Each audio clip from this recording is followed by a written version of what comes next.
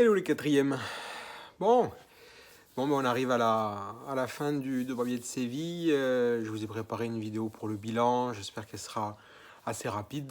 Comme d'habitude, je vais joindre sur Pronote donc le PDF et l'ODT du bilan que vous aurez à recopier dans un mode cahier, en rouge, tout ça, en bleu. Enfin, vous êtes habitués maintenant. Je vous rappelle que je relève et tout, et tout, et tout. Il me semble, vous savez que sur le nombre de vues de vidéos, j'ai vu que vous aviez autant la vidéo du Barbier de Séville et l'extrait 4, elle avait été vue, je sais pas, genre 40 ou 45 fois, ce qui me semble tout à fait voilà, normal. La vidéo sur l'extrait 5 a été vue moins, donc je sais pas si juste elle vous a moins intéressé, ce qui est possible, ou juste si moins de personnes l'ont vu, ou l'ont vu passer, ou vous l'avez raté, je sais pas trop. Donc du coup, voilà, ça c'est la vidéo du bilan. C'est-à-dire qu'avant, il y a la vidéo de l'extrait 5. N'hésitez pas à aller la voir, jetez un coup d'œil, partagez-la, enfin partagez ce que vous voulez, enfin voilà, classique quoi. Bref, vous connaissez les consignes. Ce bilan, c'est à la fois un bilan et un exercice d'orthographe. Quand vous allez ouvrir le fichier, vous allez voir, il y a une consigne. Donc je vais taper tout le bilan, extrait par extrait. Et j'ai caché, en fait j'ai fait 20 fautes dans ce bilan. Voilà, donc à chaque extrait, vous voyez, extrait 1, vous avez entre parenthèses 3 fautes. Extrait 2, vous avez entre parenthèses 3 fautes, etc., etc. Et donc, vous avez le nombre de fautes à trouver à chaque fois dans chaque partie, extrait 1, extrait 2, extrait 3, 4, 5, etc. En tout, donc 20 fautes. Et l'activité consiste à recopier ce bilan dans votre cahier, en corrigeant, enfin en trouvant les fautes, les 20, en les corrigeant, et bien sûr en soulignant le mot dans lequel il y avait la faute, mais le mot corrigé, bien sûr, orthographié correctement. Voilà, donc en gros un bilan pour résumer un peu l'essentiel de ce que j'ai voulu vous apprendre et en même temps un petit exercice d'orthographe, voilà, pour vous occuper un petit peu. Je vais joindre donc aussi voilà, dans ce cours sur Pronote, dans cette vidéo bien sûr, je joindrai les documents, ok, du bilan, et je joindrai aussi, je pense, la vidéo YouTube de la suite du Barbier de Séville, le mariage de Figaro. C'est pas obligé de le regarder, je vous rassure tout de suite. Lancez-la par curiosité, regardez-la 10-15 minutes. Voilà, ça ne va pas vous tuer. Si ça vous plaît, laissez filer. Voilà, n'hésitez pas, enfin, ça peut vous plaire. C'est quand même drôle, Beaumarchais, mine de rien. C'était pas complètement chiant. Voire même, je rêve, hein, on est d'accord. Hein, je suis en confinement comme vous, donc je fume, je bois, je prends de la drogue. Enfin, non, bien évidemment, rien de tout ça. Enfin, si, je fume un peu. Mais après, le reste, non, hein, faut pas le faire. Hein, voilà. Pourquoi pas, je me prends un peu à rêver, le mariage de Figaro, le Barbier de Séville, puisqu'on est en confinement. Si ça vous a plu, ou si ça vous plaît, ou pourquoi pas le regarder en famille, hein, c'est pas mal ça, non? Cultiver un petit peu tout le monde, c'est cool, hein, voilà, on sait jamais, hein, vous me permettez de rêver. Bon, on passe au bilan, donc vous avez quoi, voilà, vous lirez la consigne pour l'exercice, je vous l'ai déjà expliqué. Donc, avec Beaumarchais, qu'est-ce que j'ai voulu vous apprendre pendant ces longues semaines, mine de rien? D'abord, je vais voir le bilan avec vous, mais j'ai voulu vous faire découvrir un dramaturge, Beaumarchais. Dramaturge, donc auteur de pièces de théâtre, comique. On est au XVIIIe siècle. Beaumarchais, voilà, auteur donc du Barbier de Séville, le mariage de Figaro. Et il y a une suite, un troisième volet qui s'appelle La mère coupable, mais ça c'est moins important, il est moins connu. Donc j'ai voulu vous faire découvrir une pièce de théâtre de Beaumarchais et Beaumarchais. J'ai voulu également vous enseigner des mécaniques fondamentales du théâtre. Comment ça fonctionne un texte théâtral. J'y reviendrai dans le bilan. Et j'ai voulu également vous montrer que Beaumarchais était un héritier des Lumières et un moraliste. Donc ça m'a permis de revoir avec vous un tout petit peu les moralistes et de revoir avec vous certaines idées des Lumières. On est parti pour le bilan. Donc, extrait 1, qu'est-ce que j'ai voulu vous apprendre? Donc, Beaumarchais, ok, espion au service du roi, dramaturge 18e, tout va bien. Le triangle amoureux, vous savez, c'est cette façon, je vous renvoie au cours, hein, feuilleter un petit peu, cette façon assez classique, avec une forme géométrique dans le triangle, de représenter le combat, entre guillemets, de souvent deux hommes qui sont à la base du triangle pour une seule demoiselle. Alors rien n'empêche de faire l'inverse, de faire deux femmes qui se battent pour un homme ou deux hommes qui se battent pour un golden retriever. C'est tout à fait possible si le golden retriever est d'accord, bien évidemment. Donc le triangle amoureux, ok. Ça, c'est vraiment un classique dans la littérature, c'est vieux comme le monde. Hein. Construire une histoire avec comme intrigue deux hommes qui se battent pour une femme, c'est vraiment très vieux, c'est de l'Antiquité. Dans une pièce de théâtre, dans l'extrait 1, je vous ai montré comment fonctionnait une scène d'exposition. Ou alors, ça peut être plusieurs scènes, ça peut être une, deux ou trois scènes. Ce qu'on appelle la scène ou les scènes d'exposition, ou plus simplement l'exposition, c'est le début d'une pièce de théâtre où vous avez tout un tas d'informations dissimulées dans les répliques. Informations destinées à vous, public. Voilà. Nom des personnages, relations entre les personnages, où ça se passe, quand ça se passe, rôle, c'est-à-dire identité des personnages. Hein, je vous renvoie à mon cours il y a peu de temps sur l'identité d'un personnage. Un peu son passé, d'où il vient, et surtout qu'est-ce qu'il fait là, qu'est-ce qu'il va faire. Bref, la scène d'exposition nous apporte tout un tas d'informations dissimulées, cachées dans les répliques. Ok, quoi d'autre Oui, le rappel du lexique théâtral, je vous renvoie à ça, il faut que vous arrivez en troisième, et plus tard au lycée, en maîtrisant quand même un minimum ce lexique-là. Donc scène, acte, didascalie, tirade, réplique, etc. Aparté, voilà, je vous renvoie. Ça, c'est quelque chose à connaître. Et également, on a vu le portrait. Alors bien sûr, au théâtre, comme au théâtre, le portrait physique, pas la peine. Hein, le texte ne nous le donne pas, puisqu'on voit l'acteur sur scène. Par contre, le portrait moral ne peut pas nous être donné parce qu'il n'y a pas de narrateur, on est d'accord. Le portrait moral, mais même c'est le cas même dans les romans, généralement on le déduit des actions d'un personnage, au théâtre comme dans un roman, mais plus particulièrement au théâtre. Si vous voyez un personnage en train de torturer un chiot, bon, vous comprenez bien qu'il n'est pas super gentil. Voilà, pour caricaturer. Extrait 2. On s'est arrêté sur Figaro. J'ai essayé de vous montrer à quel point Figaro, c'était une première entrée, à quel point Figaro pouvait incarner certaines idées des Lumières, et notamment les idées voltairiennes. Vous savez, l'inversion des rôles, le fait que la place dans la société doit être due au mérite, au travail, à la compétence, et pas à la naissance. C'est-à-dire, si vous êtes né aristocrate, vous restez aristocrate. Si vous êtes né tiers-état et pauvre, vous restez dans le tiers-état et pauvre. Non, voilà, c'est le rêve d'une autre société et Figaro l'incarne, hein, puisqu'on a vu dans les premières scènes que Figaro, bien, il était taquin hein, avec son ancien maître, hein, aux vertus connotant dans un domestique. Votre Excellence connaît-elle beaucoup de maîtres qui fussent dignes d'être valets. On s'est arrêté sur l'ironie de Figaro et la satire. Hein, deux formes d'humour, l'ironie, très important.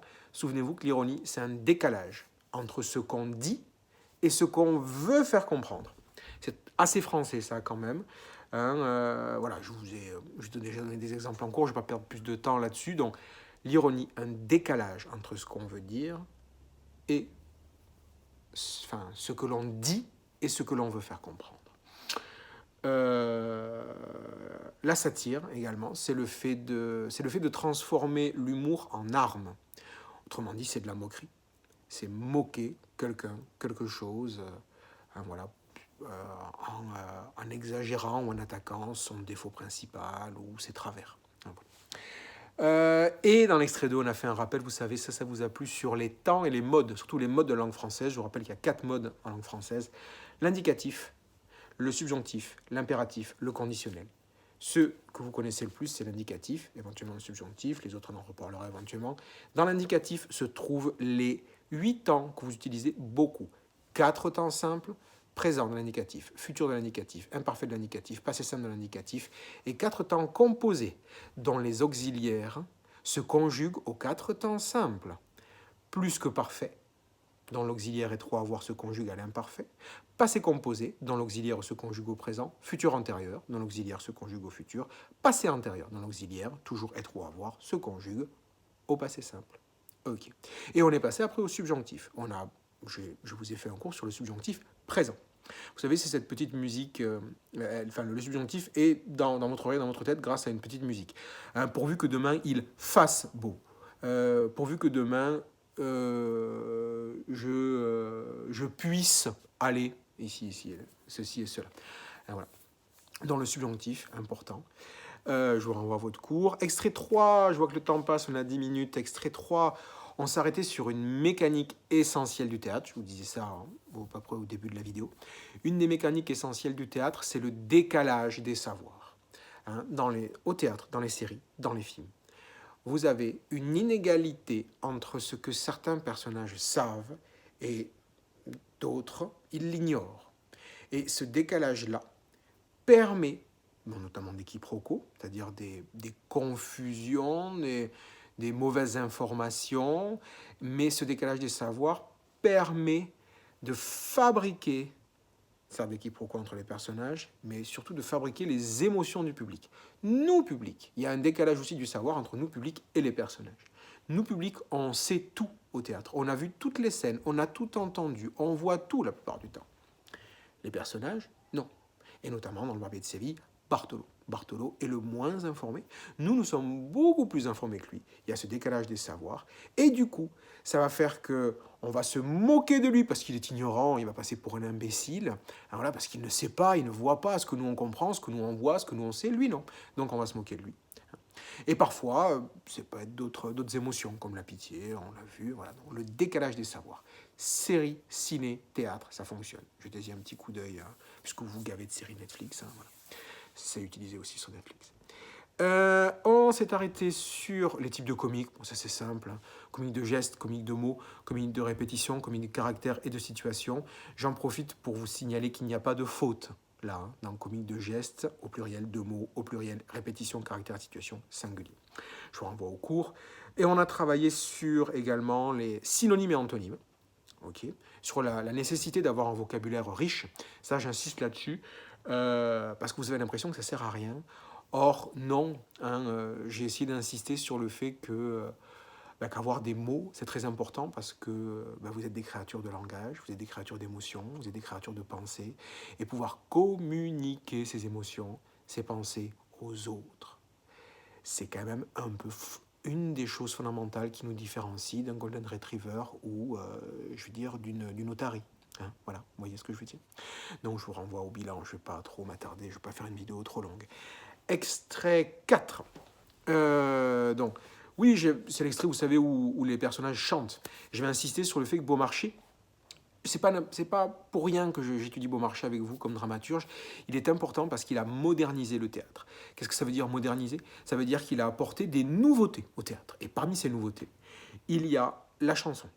C'est-à-dire qu'il a mélangé le plaisir de la chanson, du chant, de la musique, au plaisir d'une action théâtrale qui se joue sur scène.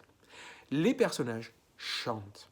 Et ce chant, cette chanson, est utilisé dans l'action. Voilà. Alors, ce n'est pas le premier à l'avoir fait. L'opéra, qui est encore autre chose, mais l'opéra naît du verbe naître, hein, au XVIIe siècle.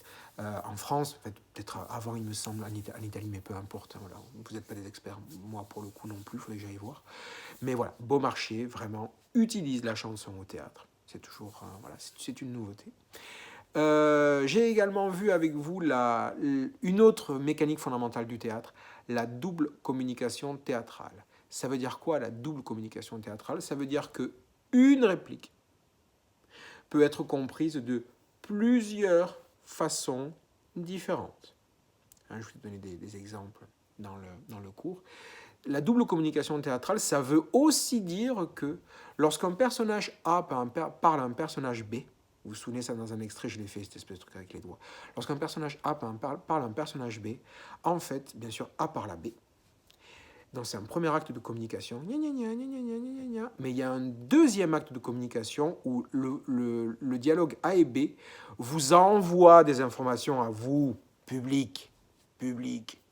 Voilà. Donc double communication théâtrale, le fait que ça va de personnage à personnage et de personnage à public, et également le fait qu'une réplique peut être comprise de plusieurs façons différentes. Vous savez, c'est l'exemple de Le coup m'a porté au cœur de Rosine. Bartolo, qui comprend rien, décalage des savoirs, pense qu'elle a eu tellement mal qu'elle a mal au cœur. Nous, public, qui savons qu'elle est amoureuse d'eux, et le comte comprend que c'est un coup amoureux au cœur. Double communication, ok. Je me suis arrêté un peu sur la notion de personnage. J'aurais pu faire ça aussi, ce cours-là, si on avait étudié un roman. Hein. C'est quoi un personnage littéraire? C'est pas juste un nom, c'est pas juste un physique, c'est pas juste un caractère, c'est déjà pas mal tout ça. C'est aussi une identité. Qu'est-ce que ça veut dire une identité? Ça veut dire que ce personnage-là, il faut que son auteur, son papa ou sa maman, c'est-à-dire l'écrivain, lui construise une épaisseur, un passé, une histoire, des actes, des événements, une vie passée, un rôle dans la société. Il est dans quel groupe? Il est médecin, il est riche, il est pauvre, il est dominant, il est dominé, il est du tiers-état, il est professeur, il est élève, il est quel type d'élève? Voilà. Un personnage, ça se construit. C'est comme vous, tout simplement. Vous ne vous résumez pas à votre nom, votre prénom, votre tête, et les trois qualités et les trois défauts que vous pouvez vous trouver. Vous êtes beaucoup plus que ça. Un personnage littéraire est toujours moins qu'un personnage réel, mais quand même, il faut qu'il y ait une épaisseur. Et ce qui est important, souvent dans une œuvre, quand on étudie un personnage, c'est voir l'évolution de ce personnage-là entre le début de l'œuvre et la fin de l'œuvre. Enfin, extrait 5. Ça va, une vidéo qui n'est pas trop longue. Extrait 5. Pas beaucoup de choses à retenir. Ça nous a permis de voir que le dénouement d'une comédie est heureux. Et donc ce n'est pas une surprise. Le comte finit par épouser Rosine et ils vécurent heureux et de nombreux enfants. Bon, dans l'hommage de Figaro, la suite, si vous le regardez, vous verrez qu'en fait c'est pas le cas. Hein. Le comte vieillit un peu mal quand même. Hein, voilà, il a quelques défauts. Donc je vous laisse éventuellement aller voir. C'est vraiment une super pièce. Moi, elle me fait marrer, mais vous n'avez pas idée. Bon, je savais que je suis un peu taré, mais... Donc, Beaumarchais, une comédie qui se finit bien, très bien. Donc, je me suis arrêté sur 2 éléments dans l'extrait 5. D'abord, Beaumarchais, un moraliste. C'est un héritier, pas que des Lumières, c'est un héritier de Molière, du XVIIe siècle. Beaumarchais, comme beaucoup de comédies. Voilà, une comédie, ça fait quoi? Ça observe le comportement des gens en société, de la société de l'époque. Les défauts des gens, les habitudes des gens, les travers des lois, les lois qui vont pas, les organisations de la société qui vont pas, les caractères, les défauts des gens. Et un moraliste nous montre ça. Au théâtre, il le met sur scène, et dans un roman, il construit ses personnages autour. Hein, voilà. Donc Beaumarchais, un moraliste. Plaquéré et Docqueré, également, une technique qui est utilisée. Plaquéré, il nous fait rire, plus les chansons, hein, et ces jeux de mots extraordinaires de Figaro, etc. Et donc Docqueré, bien sûr, critique du mariage arrangé, critique de la société d'ordre, critique de l'orgueil ou de la supériorité de Bartholo, critique de ces vieux qui veulent épouser de jeunes demoiselles, etc. Bon, voilà. Critique de la société. Et également Beaumarchais, un héritier des Lumières. Beaumarchais, je répète, a lu les Lumières, et il a lu et relu Voltaire. Il a tellement lu qu'il a voulu l'éditer et qu'il l'a édité, juste après sa mort. Donc, pourquoi Beaumarchais, héritier des Lumières? Critique de la société d'ordre. Vous savez, tiers-état, à chaque fois j'oublie, aristocratie, au clergé, donc une société qui était vraiment, où il y avait un plafond, on ne pouvait pas passer du tiers-état, ou très rarement du tiers-état à la noblesse. Hein, et quand on est naissé noble, on ne pouvait pas changer d'ordre. Bien voilà, critique de cette société tellement enfermée, entre guillemets, séparée, dans notre pays on appelle ça des castes. Critique de la société d'ordre, promotion, c'est-à-dire défense d'une société où on est jugé sur notre compétence, sur notre mérite, sur notre travail, plutôt que sur notre naissance. Également une défense des femmes, des femmes fortes, des femmes indépendantes, des femmes libres. Hein. Rosine n'est pas juste jeune et jolie. Rosine est certes jeune, elle est jolie, mais elle est maline. Elle réussit à entourlouper Bartholo, elle a réussi à s'enfuir, elle sait chanter, elle a un désir de liberté, elle se révolte contre Bartholo. Donc Rosine est l'image d'une femme moderne, déjà au XVIIIe siècle. Une femme qui a lu la lumière aussi, qui a baigné un peu dans cet espoir d'une nouvelle société, en partie dans laquelle nous vivons aujourd'hui, hein, mesdemoiselles et messieurs. Et enfin, bien sûr, Beaumarchais, c'est un auteur de théâtre. Et le théâtre est un moyen de communiquer au plus grand nombre des idées. Et là, ce sont les idées des Lumières. Donc cette volonté qu'avait Beaumarchais de communiquer les idées des Lumières en fait directement un héritier. Voilà. Écoutez, j'ai à peu près terminé. On a fini avec Beaumarchais. Je vous mets également dans ce cours-là le lien vers le premier chapitre de notre chapitre suivant, le premier chapitre du livre que nous allons lire, que nous allons étudier dans les semaines à venir, donc Le Château du Pic Tordu de George Sand. Dans une prochaine vidéo, je vous parlerai un peu de George Sand, etc., du bouquin. En attendant, je vous donne juste le lien vers le premier chapitre à lire pour la semaine prochaine. Voilà les enfants. Portez-vous bien, soyez sages, faites un peu de sport, bouquinez un peu, n'embêtez pas trop vos parents, vos petits frères, vos petites sœurs, tout ça. Tout ça dans votre coude. Ça risque d'être encore un petit peu long. J'espère que vous flippez pas trop, soyez prudents, mais c'est tout, quoi. Ça va aller, vous allez voir, on va se retrouver dans peu de temps. Allez, prenez soin de vous. Ciao, ciao, à bientôt.